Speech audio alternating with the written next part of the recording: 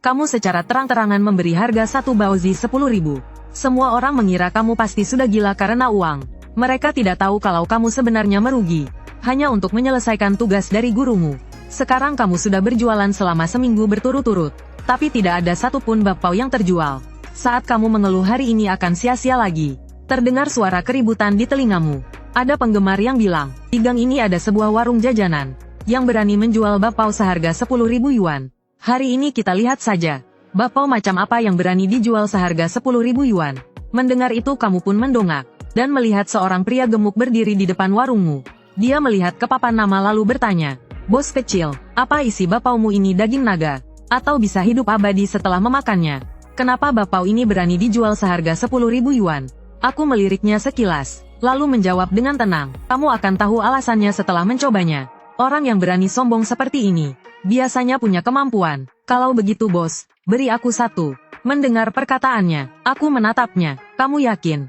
"Tentu saja aku yakin. Kenapa? Apa kamu takut aku tidak akan membayarmu?"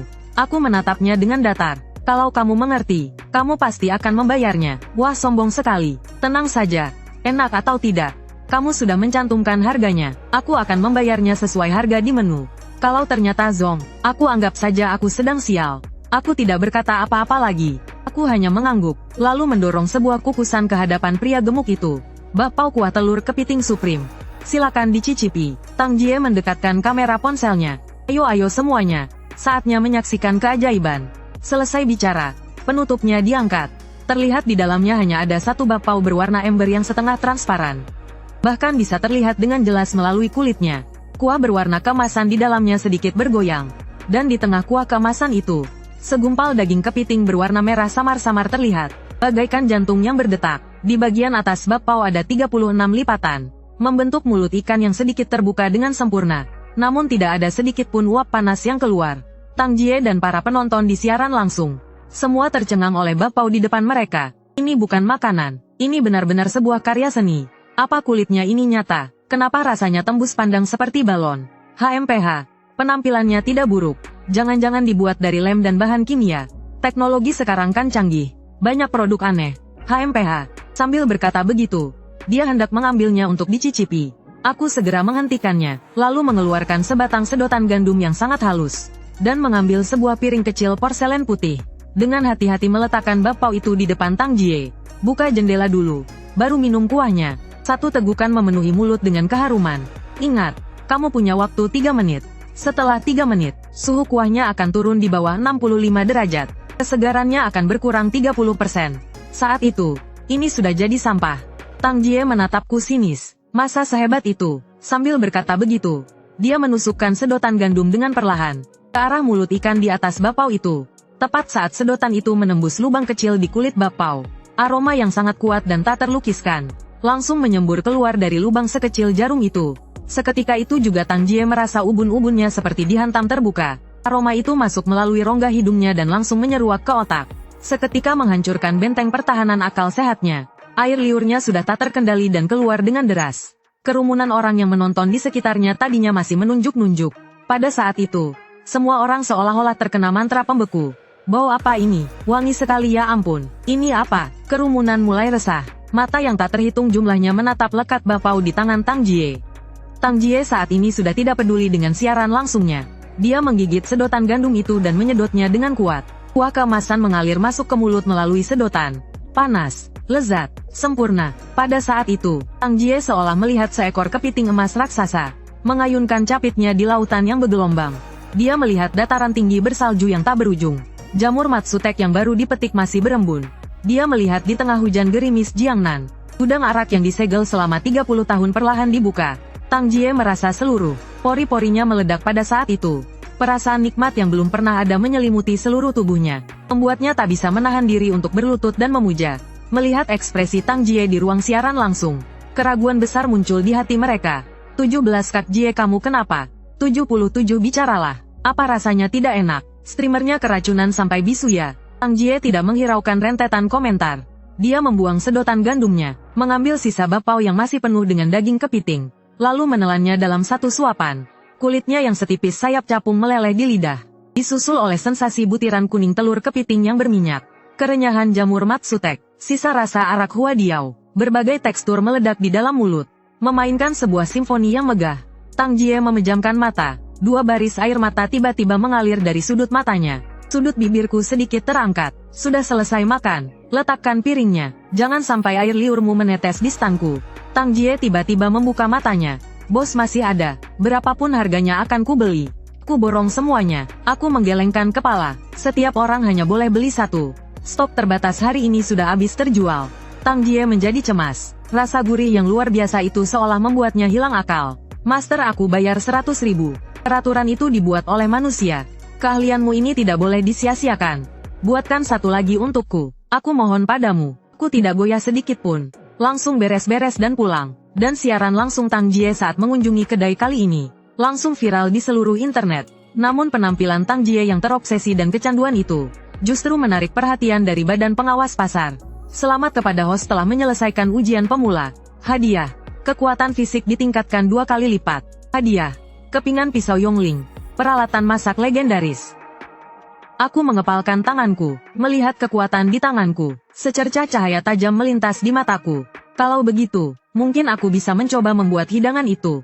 Keesokan harinya, aku menukar 3 porsi bahan baku bakpao supreme dari sistem. Saat aku tiba di pasar malam menjelang sore, di depan lapakku sudah dikerumuni hampir 1.000 orang. Ada yang datang untuk siaran langsung demi menumpang tenar. Ada yang penasaran dengan keaslian bakpao itu. Tapi yang tidak kusangka adalah, begitu aku tiba, kerumunan itu langsung menghujaniku dengan makian. Pergi dari pasar malam ini.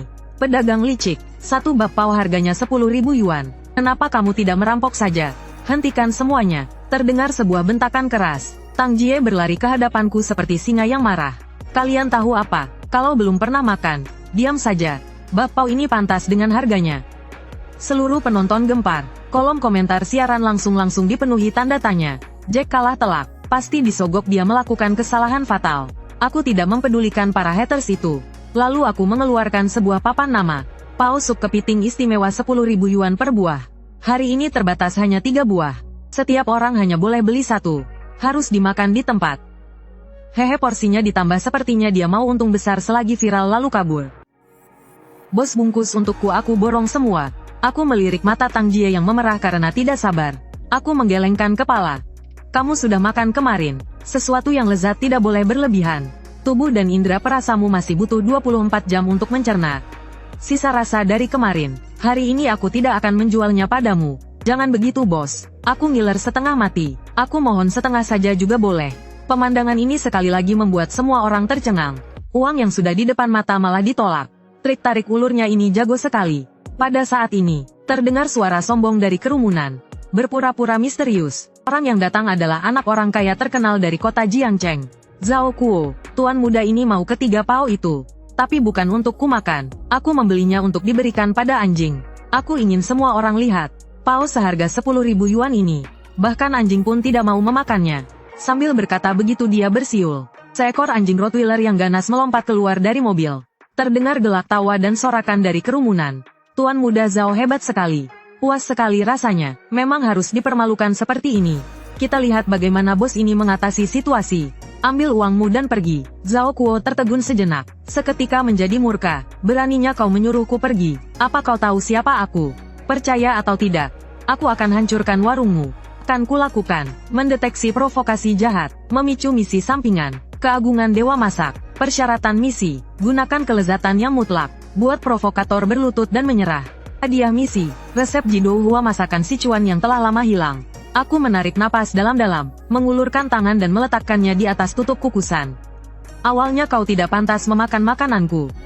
Tapi karena kau ingin memberikannya pada anjing. Kalau begitu biarkan lidahmu yang memberitahumu bahwa dirimu sendiri bahkan tidak lebih baik dari anjing. Setelah berkata begitu, aku membuka tutup kukusan dengan kasar. Kali ini aku tidak sengaja menahan aromanya. Setelah semalaman diperkuat oleh sistem, tingkat keharuman ketiga bakpao ini 3 kali lipat dari yang kemarin.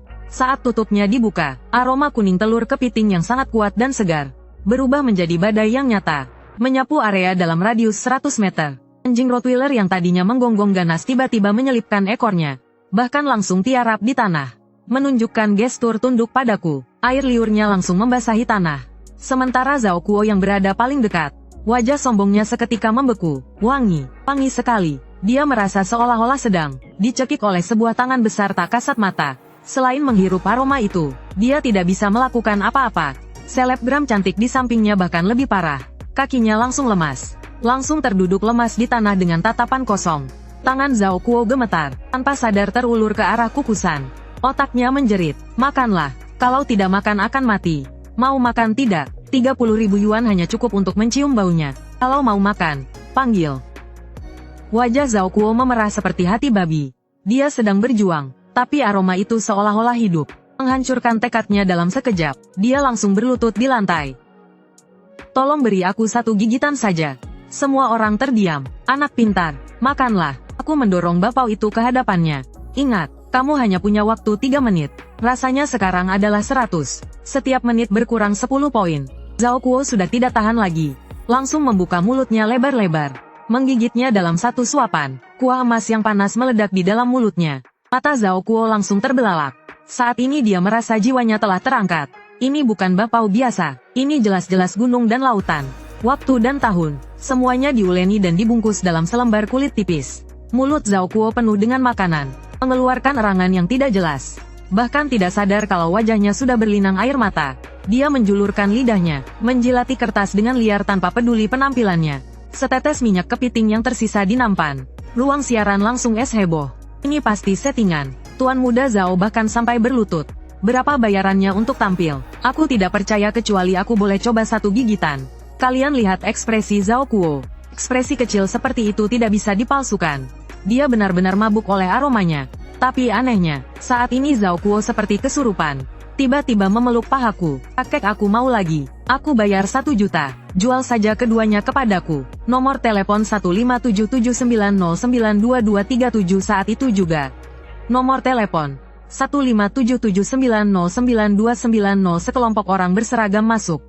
Yang memimpin adalah seorang pria parubaya. Dengan serius mengeluarkan kartu identitasnya. Saya Zhang Taimian dari Badan Pengawas Pasar. Siapa pemilik kiosnya? Kami curiga bapau Anda mengandung zat adiktif. Mohon bekerja sama dengan kami dalam pengambilan sampel untuk penyelidikan.